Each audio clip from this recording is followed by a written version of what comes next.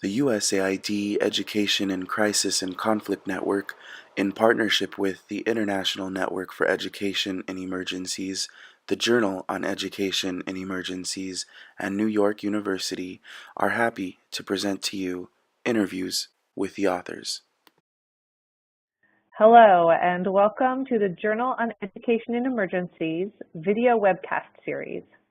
I'm Hedy Lawman, the Managing Editor for the Journal on Education in Emergencies, or JEiE.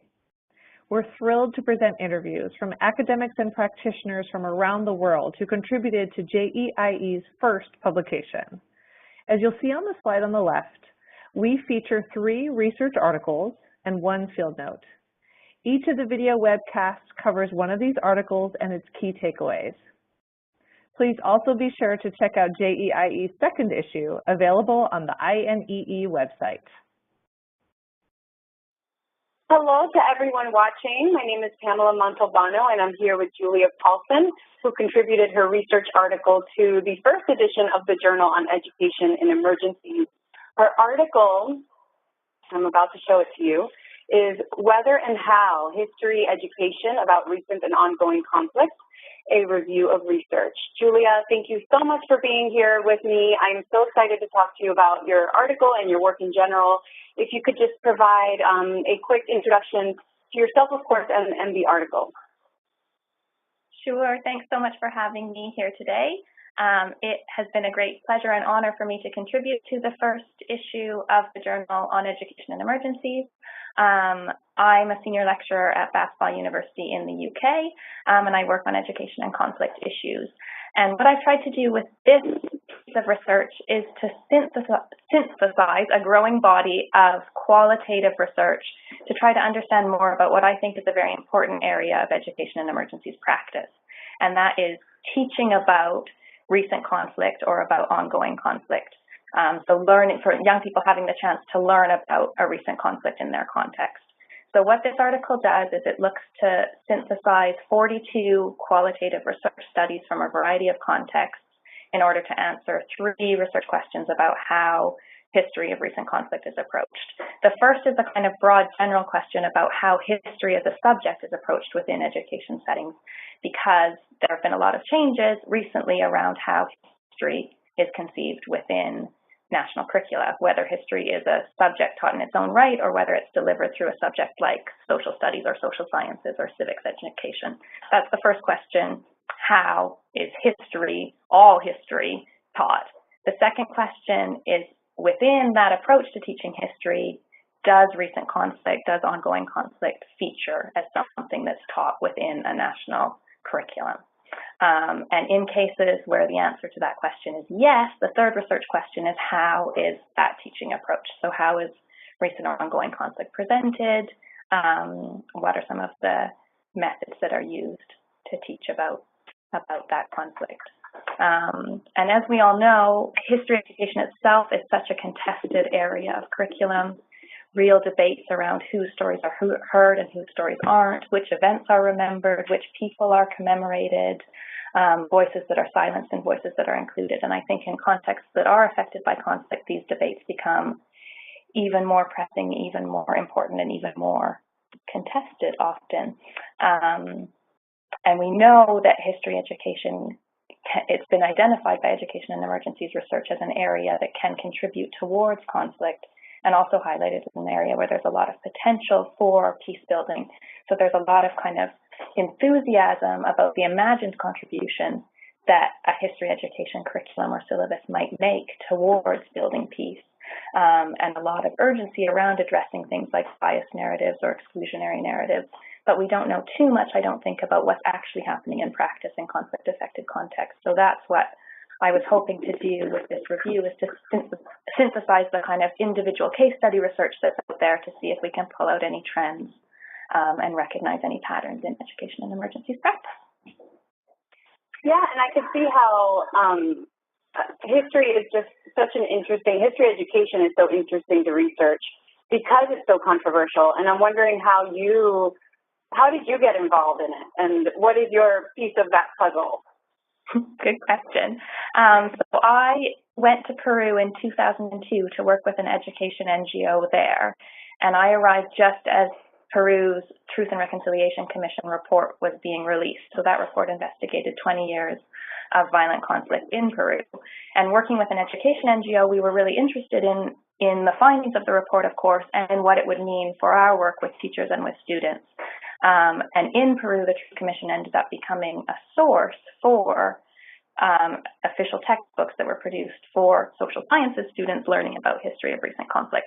So that got me interested in truth commissions as sources and these kind of participatory narratives for teaching about conflict, but also in how history of recent conflict is taught in general. And I've been lucky to be able to research some of these questions qualitatively myself, particularly in Peru and also in Sierra Leone. And I know that others have done similar research elsewhere. So I was really interested in seeing, comparatively how these processes happen around the world, basically. Yeah, and I imagine too it's seeing whether transitional justice and truth commission, if education can be a part of that. I think that's super interesting. When you took all of this research, you took 42 articles and you synthesized them, 42 studies. To do that in order to present sort of a look of the field, a thorough look of the field, what were some of the challenges? I'm sure you also encountered surprises in that process. Yes, definitely. One thing that really came through for me is, in this area at least, the truth behind a criticism that we often receive in education and emergencies, which is that certain conflict-affected contexts are very well researched or kind of dominate the research, whereas others, there's very little research or no research. So in my searches, and I tried to be as systematic as possible using kind of inspiration from systematic review methodology to guide the search strategy, I found research from 11 countries over the period that I chose for the review, which was from 1990 to the present day. And you can see on the slides the 11 countries that are included in the study, and you can see that certain countries have a number of studies from them. Rwanda, for instance, 9 studies included in this review, and other country contexts have much fewer studies. And anyone listening who's familiar with the conflict-affected context knows that since 1990, there's far more than 11 countries that have been affected by conflict. The 2011 GMR that focused on conflict in education identified 32, for instance, and there's other estimates that identify far more than 11 as well. So at least around this area, this kind of bias within education and emergencies research to focus on particular contexts is definitely demonstrated. Also, within the research around history education and conflict, there's a really heavy reliance on textbook analysis as the main kind of method for learning about history education and curriculum. This makes sense, of course, because textbooks are often the main source for delivering curriculum, and they're also available and researchable. But we know about the limitations of textbook analysis in terms of giving us any insight at all into what happens in classrooms, into how resources are used, into how prepared teachers feel, and what kind of discussions they're willing and able to foster. So the studies that went beyond textbook analysis were certainly the strongest and the most interesting in terms of giving a more detailed picture of what's actually happening in terms of teaching and learning around history education. I was also really struck by the degree to which learners in conflict-affected countries remain segregated. So either formally and physically segregated or informally segregated thanks to geography, socioeconomic status, religion, ethnicity, language of instruction. So segregation is really persistent in these contexts, and the segregation is often around identity-based lines that were in conflict or previously in conflict, where conflicts are identity-based. So even the very best peace-building curriculum around history of conflict that you could imagine would face challenges in terms of how it matches up with the lived experience of learners who remain segregated, I think. So that was something really striking for me and came through really strongly across the studies. And just a kind of methodological note, it was also really interesting for me and really demonstrated to me the importance of keyword tagging articles, making sure you've got the right keywords as you're submitting articles, and edited collections as well, because there were pieces that I knew dealt with the subject that didn't come up in my efforts at being very systematic at searching. So I did include those because I knew of them, but it's interesting to think of the importance of keywords. Yeah, so authors, if you're listening, please make sure your work is searchable so that we can use it to contribute to the field, please. To the research questions that you had, which were, should recent conflict be brought into the classroom? Is it being brought into the classroom? How is it being brought into the classroom? Within and outside of those research questions, you had quite a bit of findings, and of those findings, what do you hope are the key takeaways for your readers? Great. There's a few that I would love to share with you.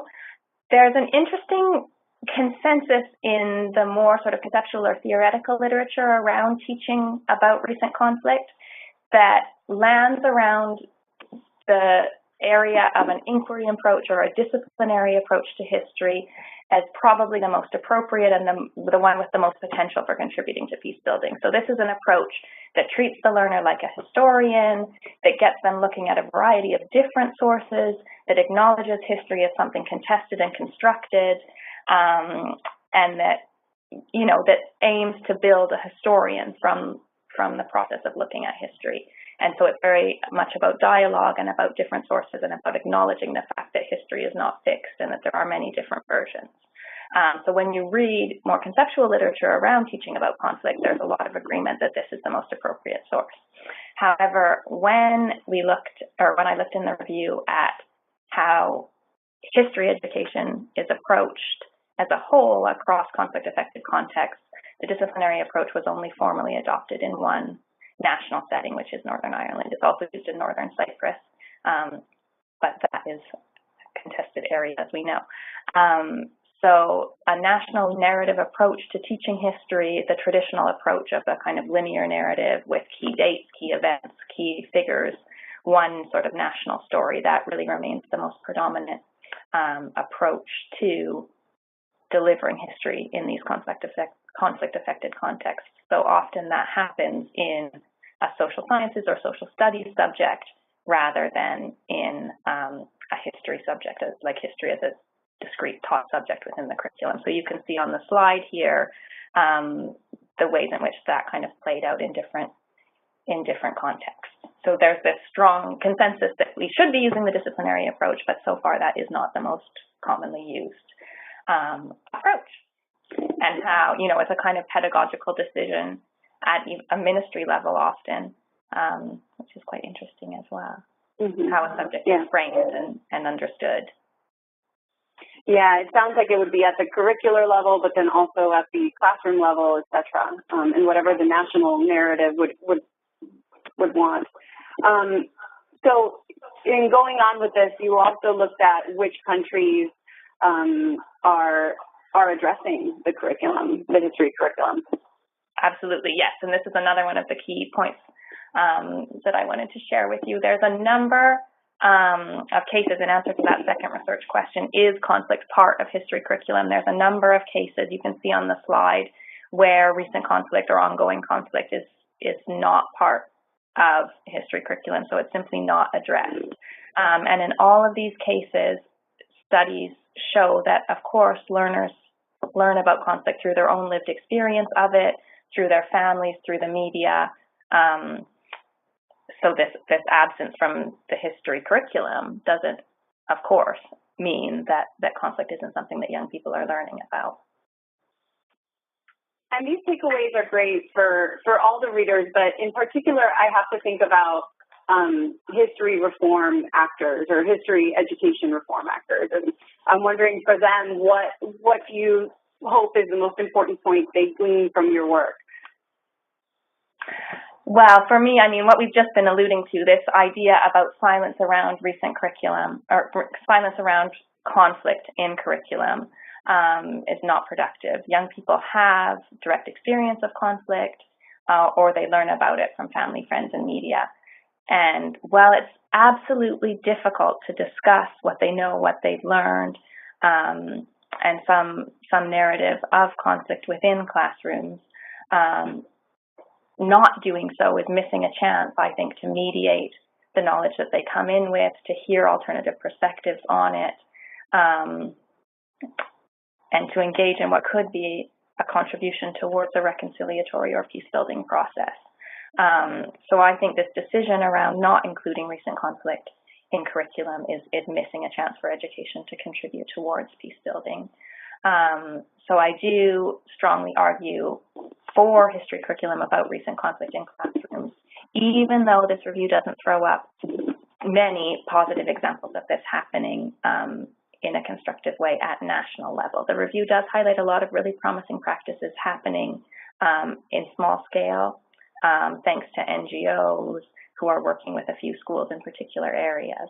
But I think there is a real case to be made for national curricula, national syllabi to provide strong guidance around teaching about recent conflict and also strong justification for why it's important to do so, drawing on peace-building language, really explaining the goals of teaching about recent conflict as something that can contribute to processes like transitional justice, like you mentioned, and that can contribute to wider societal efforts at peace building.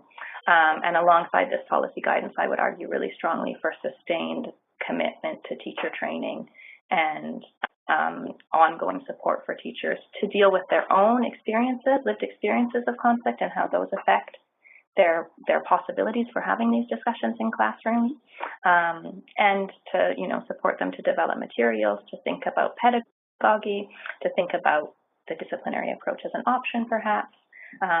So I think policy, justification and guidance, and teacher training is a great place to start. I'm also really enthusiastic about approaches that link